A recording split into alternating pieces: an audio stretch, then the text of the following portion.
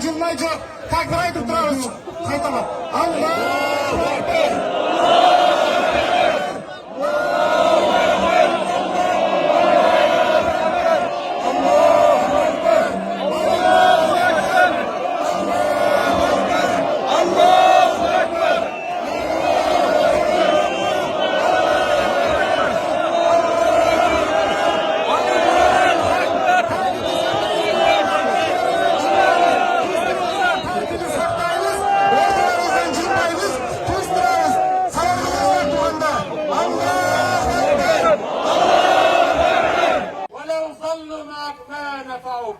Usul kelgenler vardı, Mürze'nin canına bilge tursa da fayda veren olmayız.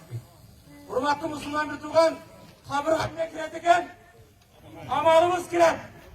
Kabırgamalın var mı? Hürmetli Müslüman bir tuğan, kabırgamalın var mı? Özün sıra ver. Kabır için evli amal kıldık. Gelinizler, mınandayız yemede.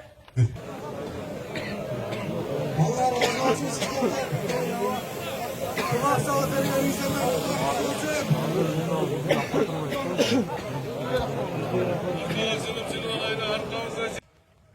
Hürmetli Müslüman bir tuğan Ahzab suresi 23. ayet. Minel mu'minine ricalun. İmanlıların var mı değmesi gelin. Onların arasında elçigitler var.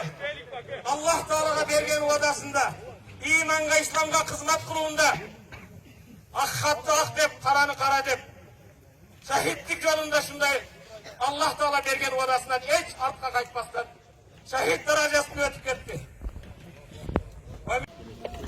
Hormatly tuğanlar, Statılçı ağacının taycasına şuncha kishi çog'ilib o'tadi.